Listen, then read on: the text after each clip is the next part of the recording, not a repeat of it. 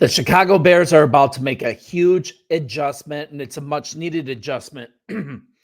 Offensive coordinator Shane Waldron, he has a very difficult job ahead of him. I mean, he has a roster that's ready to win right now, and he absolutely has to make that happen. But he also has to balance that with facilitating the growth and development of rookie quarterback Caleb Williams. So the answer, at least for this week, I think it's likely that running 12 personnel packages is absolutely necessary for multiple reasons. It also means that using tight end Cole Kmet as a main weapon in the offense. And that's something that wasn't done really at all in the week one victory against Tennessee. So one thing that would be nice to see from the Bears in week two is to have a more balanced attack. I mean, being able to run the ball with success on early downs, that's only going to help Caleb Williams in that passing game get going. So straight up, the Chicago Bears need to get tight ends more involved in this offense. And that's the position group that should be more utilized. We have Cole Kmet, we have Gerald Everett, two very capable tight ends. And if utilized correctly, they could really spark this offense. And that spark was obviously lacking in every single way in week one. And Adam Johns noted this. The tight end snap disparity was surprising. Gerald Everett got more playing time than stalwart Cole Kmet. And when the Bears went even when they went hurry up late in the third quarter, Everett and Travis Homer were on the field, and Swift and Kmet were on the sidelines. And that's not what should be happening. So a game featuring that little production, it's going to lead to some adjustments for offensive coordinator Shane Waldron, especially with Houston, especially being on the road. And I'm looking forward to seeing how the scheme and personnel looks Sunday night. You could just kind of chalk this one up to Williams' performance, but man, we're only looking at 48 snaps. And in the words of Coach Flus, it was a rotation with Everett, but let's just hear directly from the OC. And this is straight from Coach Shane Waldron. And this is from an interview on 670 The Score. I'm just going to call this story up. You guys can follow along. So this is from the OC. We know Cole is one of the top tight ends in the league, and that's pretty obvious. He actually is. He does a great job for us. He's done nothing but the right thing ever since I've been around him. So that's more on us, starting with me, getting the reps a little bit more balanced, but it also goes back to playing efficient football. And when we're doing that, not getting titled out of some plays we wanted going into that game. And the great part of this, Kmet isn't chirping about it, and it's at least saying the right things here. Let's go to him.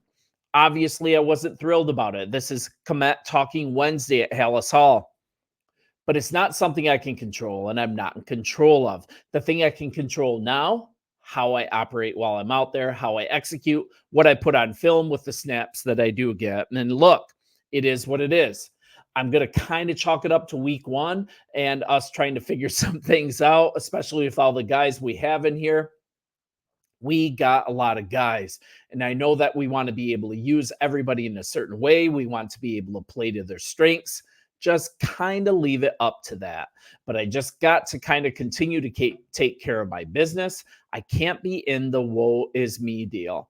That's not good for anybody. I can continue coming here and have a good attitude about it, and we'll just see where it goes. And that's what I love about Cole Kmet. He's a big-time team guy. He's not a big chirper in the media, but I mean, that still goes to show that he wants more reps. And so running more 12 personnel, it's going to take some strain off Caleb Williams. It's going to provide extra blocking. That looked like it was needed against Tennessee, right? Because the Texans, they have some nice defensive ends. We've got Will Anderson on one side, Danielle Hunter there as well. Hunter, you guys know as Bears fans, he has a history of tormenting Bears offensive linemen from his time in Minnesota. Some extra help would be, it'd be helpful, right? And another reason, we have some injury issues here. Odunze, not expected to play Sunday right now. There is no definitive word on Keenan Allen, but let's go through this. Odunze suffered a sprained MCL. That's in the win over the Titans. He's day to day.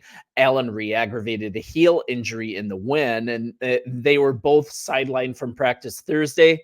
And that's a second straight day that they didn't take the practice field. And Allen, he's been dealing with this heel injury since late in the preseason. He missed a lot of time. Bears head coach Matt Eberflus indicated that a solution is a matter of rest for Allen, and that's what he's saying is happening, is just resting. But his status continues to be evaluated, and it goes without saying that he had a heel injury all the way back during his time with the Chargers. So that's something to take in mind as well. You guys know Eberflus said, hopefully the rest helps, but I can't say it definitively right now. And we've got the Odunze. He suffered his MCL sprain when he was blocking along the boundary towards the end of the game. And from yesterday's video, Velus Jones was one of the people that he was kind of blocked into him. So that's another strike against Jones, although I'm not sure if that's really valid. That kind of happens in football. So we're looking like we do have some solutions, though. Tyler Scott, he might be the primary field stretcher here. And I'd love to see Colin Johnson get called up to step in as well. You guys saw him really show out during the Hall of Fame game. But the Bears, I think they're going to need to control the clock with the run, utilize the tight end talent that's on this team. And it is top tier tight end talent here. Let the defense do their thing, not get stuck into the situation of playing hero ball, having turnovers, trying to still run this offense. It's a field stretching offense with possibly your top two receivers out.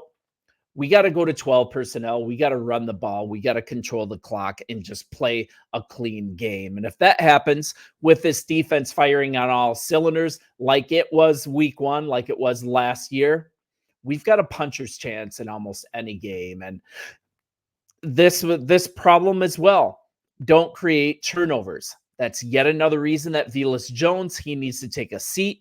I covered that yesterday if you want to check it out. But at the very least, do not have this guy playing on any type of return team anymore. He has shown that he can't do it. He's shown that he can't really catch the ball as a receiver. This running back conversion I'm okay with. Hopefully he provides some pop if they insist on keeping him on the roster. Maybe he can provide some help running the ball. But anyways, the run game is going to be so important. So we've got injuries, a new scheme, a new quarterback, and it's early in the season, but an offensive identity, it needs to be established, and it needs to be done quickly. So let's hear a little more from Waldron. Each year is its own year. So when we're building the offense, the identities might form a little bit quicker. I think with our group right now, with the amount of newness and moving young players around at certain positions, I think it's something we know what we want to be, what we want to look like. And as we move forward, I think we'll get closer and closer to that. I expect to be there sooner rather than later. Thank you. As far as what our identity looks like, we know we want to be an attacking offense. We want to be able to feel the tempo, feel the rhythm of the game right now, and then be able to maximize the usage of all our different personnel. So, and I just love this quote in that story from the 670 The Score story that I just had up. It's a great quote. Waldron's chief task is to figure out how to win around Williams now, while also developing him into a player they can win because of. That's just a great quote. How to win around him now while developing him into a player they can win because of. And that's exactly the difficulty that offensive coordinator Shane Waldron finds himself in right now. And Bears fans, we might need to redefine how we view Kmet in the team offense, because in recent seasons, Kmet has been forced. He's been forced to play off of the offensive line, and that's because we haven't had a lot of options in the passing game. But ideally, the Bears want Kmet to play off the edge of the line, serve as a blocker first before turning upfield as a checkdown option for the quarterback. And it's kind of what the team tried to do last season, but we had Robert Tonyan. Absolutely terrible. And that made Kmet have to serve both as a blocking tight end and the receiving tight end. And I think his production suffered. I think that's why he only scratched the surface on the type of receiver that he can be. Now we have Gerald Everett. This problem is solved. So let's get this 12 personnel in. Let's get the extra blocking. Let's have the safety valves there, or better yet, with injuries, just feature Cole Kmet in a prominent role in the offense. And also Gerald Everett, he is fully capable of providing a lot of help offensively. And this could be how that hole is filled if we're without at least one of these receivers. And I'd also like the wide body, the tall Colin Johnson to get called up and to have a prominent role in this game as well. And let Tyler Scott stretch the field. He looked like in the preseason, like he is developing before our eyes. He is developing into a very good player. But I want to see him getting real snaps against an elite NFL defense. And I think at least on the defensive line, Houston is it. So I think the chances are Caleb Williams, he's going to find his footing. Waldron's offense is going to settle in, and there's not going to be a lot of chatter and a lot of uproar moving forward later in the season of how this tight end's playing time is divvied out. It's going to go way up starting this week.